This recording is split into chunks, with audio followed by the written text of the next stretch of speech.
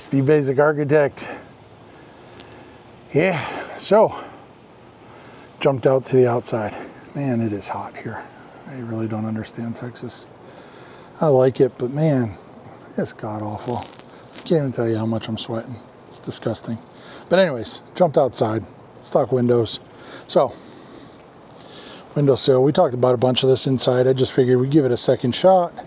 Look from the outside. So we have, you can clearly see the rip sill. The rip sill is cut, so it is the full width of the wall, the 5.5 inches plus the 1 7/16, which what does that make it? 1.5 inches and 5.5, 7 minus the 16, so it's 16, 6 and 15/16, something like that.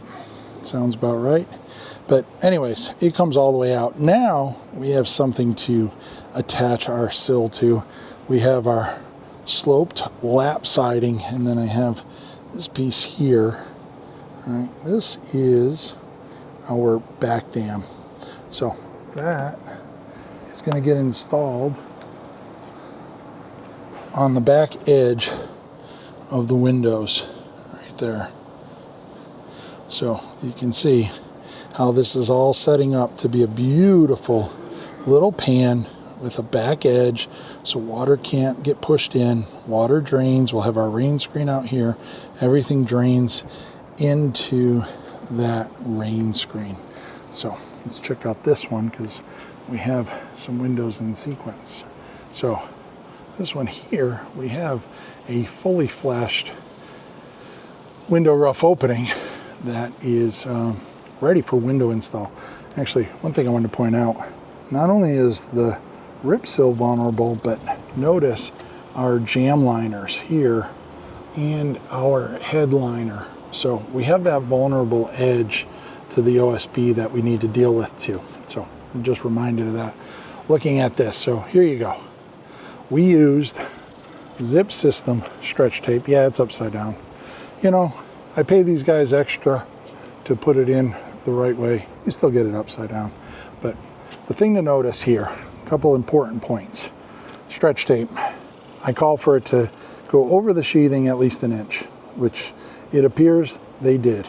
They stretch it out over the corner. It goes up, it laps up a minimum of 4 inches. It goes all the way back and up above the back dam. You can see it there, just beautiful execution. You can see the slope sill coming down, and as we pan across, this side is no different. The edges of our jam liner and our head are all taken care of with straight flash. That's just their standard, I don't know, it looks like probably a 4-inch roll.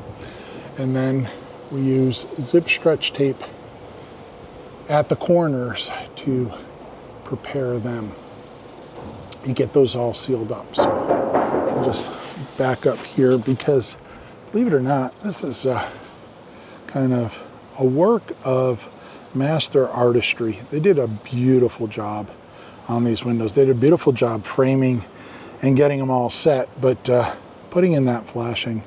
And for any of you that have done it, it is not easy to get all that stuff just right. But man, these guys are doing a beautiful job. And it just so happens, look down the way here,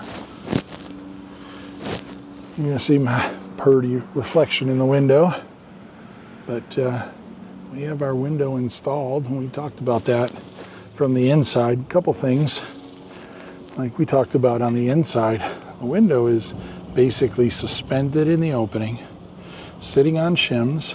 So we have that full drain space under there where any water that gets into the system simply drains out into our rain screen, goes down and drips down into the ground. But yeah, just Schuco triple glazed windows.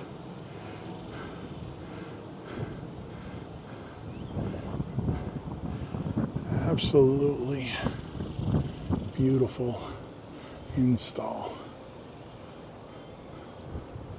Now, some of the questions that I've gotten in the past, where do you install the windows? So notice here, face of the window is 1 7/16 back. So basically, you can see they snapped the line there, that red line.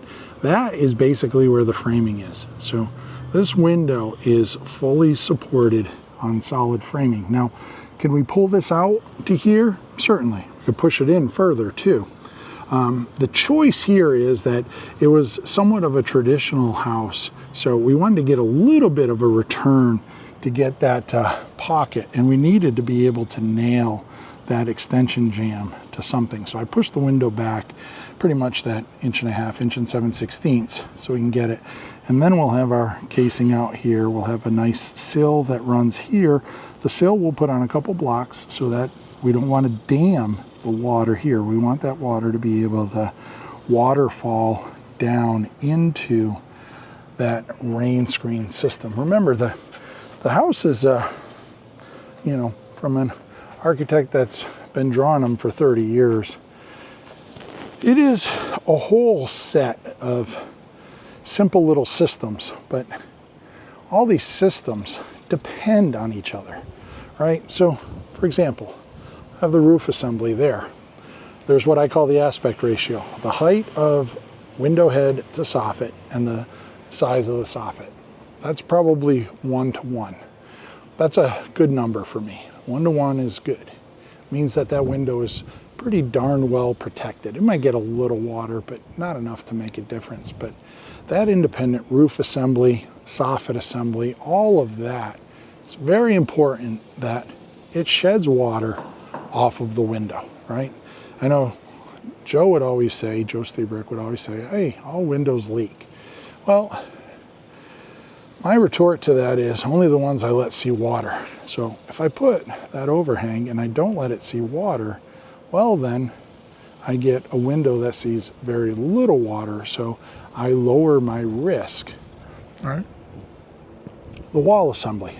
We're using zip system there, and you can see it's got its own proprietary flashing tape. It's a hell of an air barrier, hell of a weather resistant barrier. Just does a beautiful job. But we want to go and punch all these openings in. So we need to develop rough openings like we just went over, and so we can maintain continuity that we get here across here. All right, because remember, the window is all 4 control layers. It is our water management layer, it's our air tightness layer, it is our vapor retarder, and it is our thermal manager. So it is handling all 4 of the control layers in that window. So we got to maintain the connection from wall assembly to window assembly to wall assembly and bridge that gap, because nobody wants to live in a house of just walls. People want windows. And so we need to do that. So not only do we have this wall assembly, but now the wall assembly has to interact with our flashing assembly, which needs to interact with the window component assembly that is handled by the engineers and such at the window factory. So, you know, right here you have that assembly, the flashing assembly, the wall assembly, the roof assembly. You know, we have 4 assemblies here that are all dedicated to simply keeping the water out. So anyways, hopefully you enjoyed that. I'm Steve Basic Architect, and while I give you this, why don't we reflect on the topic?